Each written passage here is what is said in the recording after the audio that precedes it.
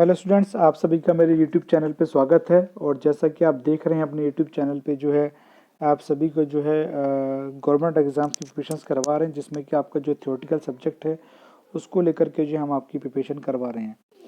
तो ये वीडियो जो है डिप्लोमा बीटेक एएमआई मैकेनिकल और एलाइड ब्रांचेस जो उनके लिए भी बहुत इंपॉर्टेंट है, उनके कैंपस और बेसिक नॉलेज के लिए। और जो बच्चे डिप्लोमा कर रहे हैं, आप वो आईटीआई कर रहे हैं, आपका मशीन्स में, फिटर में, वेल्डर में, और आपका कारपेंटर में, टर्नर में, और आपका ड्राफ्टमैन में, तो उन सभी के लिए जो है ये लेक्चर बहुत इंपॉर्टेंट है। इससे पहले 8 लेक्चर जो हमारे आ चुके हैं, आप हमारे इस वीडियो के डिस्क्रिप्शन में या फिर वीडियो के लास्ट में जो एंड कार्ड आपको मिलेगा वहाँ पर भी आप जा सके जो हमारे चैनल पे है, उसमें आप प्लेलिस्ट देख सकते हैं आईटीआई की। उस प्लेलिस्ट में आपको जो टेक्निकल और नॉन टेक्निकल जो है आपको मिल जाएंगे। आपको बहुत सारी वीडियोज़ मिलेंगी जिससे अपनी प्रिपरेशन को बहुत बेटर और अच्छी कर सकते हैं आप। ठीक है, तो चलिए स्टार्ट करते हैं आज के सेशन को। चलिए, पहला जो क्वेश्चन है वो आपके सामने है, ब्लीडिंग ऑफ ब्रेक इम्प्लाइज। जो ब्लीडिंग होती है हमारी ब्रेक में, वो हम मतलब कब अप्लाई करते हैं? तो उसके अगर रिमूवल ऑफ ब्रेक फ्लूइड, जो ब्रेक फ्लूइड को रिमूव करने के लिए, या फिर removal of air from the brake lines, जो ब्रेक लाइंस में जो एयर जमा हो जाती है उसको रिमूव करने के लिए, या फिर removal of air from the brake lines. ठीक है ना, तो सेम वही चीज़ आ गई यहाँ पर भी। और आपका लुब्रिकेटिंग ब्रेक लाइंस, या फिर जो ब्रेक लाइंस है उनको लुब्रिकेट करने के लिए जो हम ब्लीडिंग करते हैं। तो इसका जो राइट आंसर है वो आपका इसमें आएगा, हम जो हमारी bleeding of air, bleeding of brakes का मतलब ये होता है कि जो ब्रेक लाइंस में जो एयर जमा हो गई है उसको रिमूव करने का जो हम काम करते हैं। तो इसका जो राइट आंसर है वो आपका बी होगा। तो ब्लीडिंग का मतलब उसमें है कि जो ब्रेक लाइंस में जो एयर है उसको रिमूव करना, जब वो क्या कहलाता है, ब्लीडिंग ऑफ ब्रेक्स कहलाता है। तो इसका राइट आंसर आपका बी कहलाएगा।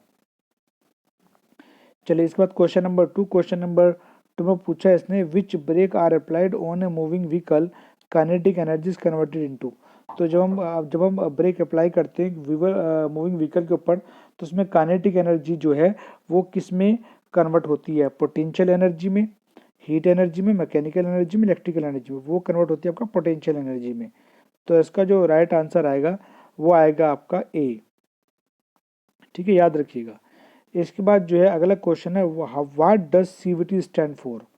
जो सीवीटी है वो किस उसके लिए स्टैंड करती है आपका? तो इसमें बोला कंटिन्यूस वेरिएबल ट्रांसमिशन के लिए, या फिर कनेक्टेड वेरिएबल ट्रांसमिशन के लिए, या फिर कोऑर्डिनेटेड वेरिएबल ट्रांसमिशन, आपका क्लच वेरिएबल ट्रांसमिशन। मतलब इसकी स्टैंडर्ड फॉर्म, फुल फॉर्म पूछ रहे हैं, सीवीटी की फुल फॉर्म क्या है?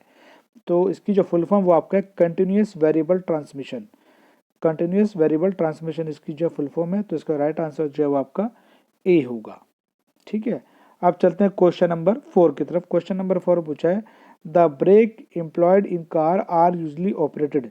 जो कार्स में जो ब्रेक लगी होती है उनको कैसे यूजली ऑपरेट किया जाता है? तो बाय कंप्रेस्ड एयर, या फिर आपका जब बाय मैकेनिकली, या फिर आपका बाय हाइड्रोलिकली, या फिर बाय इंजन वैक्यूम। नहीं, तो हमारा जो है आपका, जो हमारी कार्स में जो ब्रेक लगे होते हैं उनको ऑपरेट किया था हाइड्रोलिकली।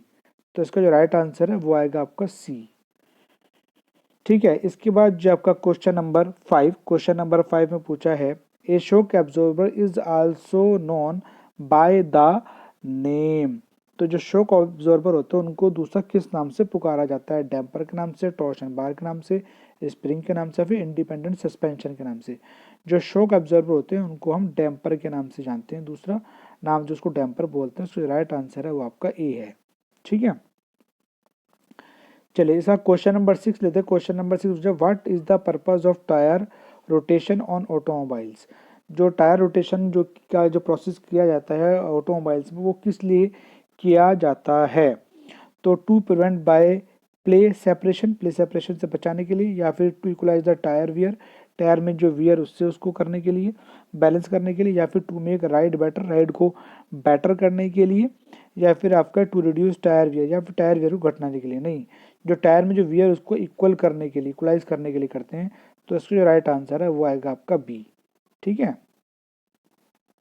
चलिए अब चलते हैं क्वेश्चन नंबर 7।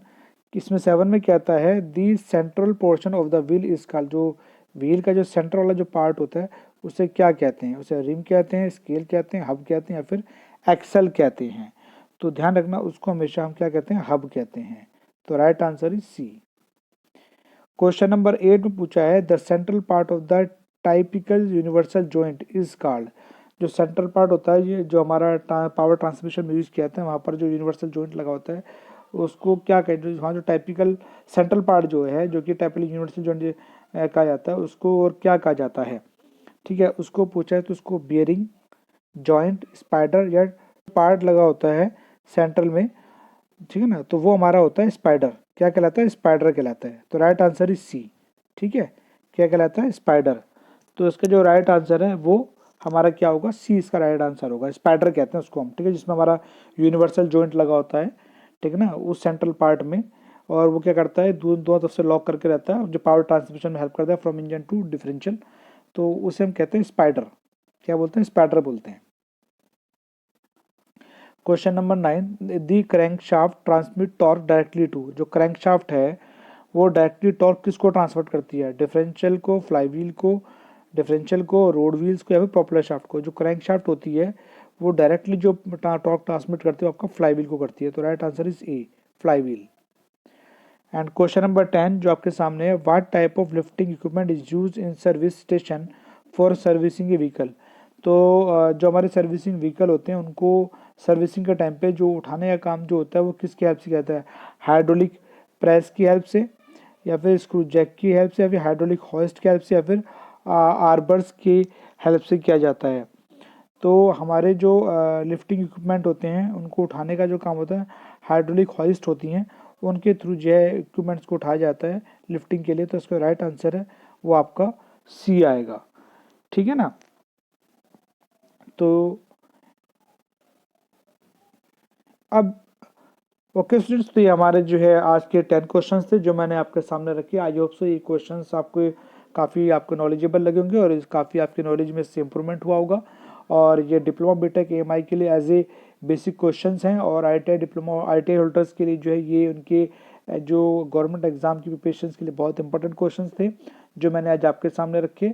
तो मिलते हैं नेक्स्ट लेक्चर में और इम्पोर्टेंट क्वेश्चंस के साथ में। तब तक के लिए ओके, थैंक यू।